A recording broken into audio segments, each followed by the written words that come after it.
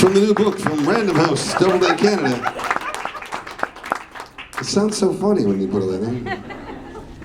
Now, are we going to have... Sorry, did I jab you in there? It's okay. What, can I help you out or something? No, I'm good. You're good? We'll take 4 questions from the audience. Does So, anybody have? I'll take questions here. So, first person here. I was wondering, did your parents know about some of the stuff, like the stories about old Oh my ladies' God, gulch no. and stuff? What happened when they read your book? That was actually, there's a story in the book about a buddy of mine and me crawled down an impossible part of Petty Harbour because we heard there was girly magazines down there. And again, this was before the internet, you know. Just the very thought of it was incredible to us. So we defied death to go down and get them. And when my mother read about it in the first draft of the book that I gave her, she was a bit horrified. Now, Alan, honey, you made that up. No, Mom, I didn't.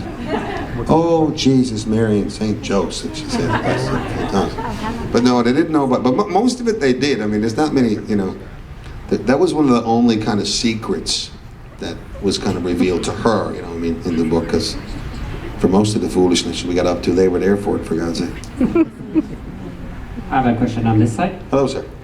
Hi, Alan. How you doing? How are you doing? Fantastic.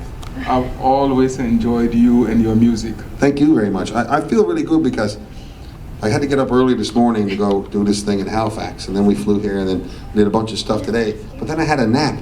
Like, I just, like, you guys are shagged. I just had a nap. I could do this all night long. I want to ask a question about one of your early songs. Yeah. This is the end of the world as we know it. That is very philosophical. I know. Considering where we are right now, compared to when you sang that song, what made you write that song at that time? Well, we didn't write it. But it was one of our favorite songs. It was originally recorded by a band in the United States, and it was kind of meant as, you know, like I assume that their original idea for it was a bit more of a protest song, you know, a bit more of a political statement. When we did it on primarily because it had the trick in it where you have to sing really fast, and I don't know. I always thought my reading of the song was, you know, whatever's upon us, we're going to get past it and we're going to be okay, you know. I always, because I'm just an optimist, I suppose, that way, you know. The key line for me in singing that song all the time is "I feel fine," you know, and that's not even the title of the song. And I think they probably meant it the other way, but I was like, you know, it's the end of the world as we know it, and I feel fine, and I'm good, you know, and I always sort of, in my mind, I always heard it as, you know, there's tragedy every day, somewhere, small ones, big ones.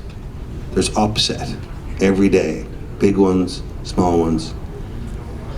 And, you know, as soon as you can conjure a smile to deal with it, I think you're going to be better off than the opposite, you know. And I always loved singing that song, even though it's kind of a hard one. The other night, I tried to find continental, tried to find Mount Sad, in a live land, or Bernstein land, or Brezhnev, let's do cheesecake, jelly bean, boo. You know, it's a bit of a mouthful, but you're right though. I always loved it, and I always loved doing it in our concerts because it always felt like it was the exact message I wanted to be singing. Thank you very much.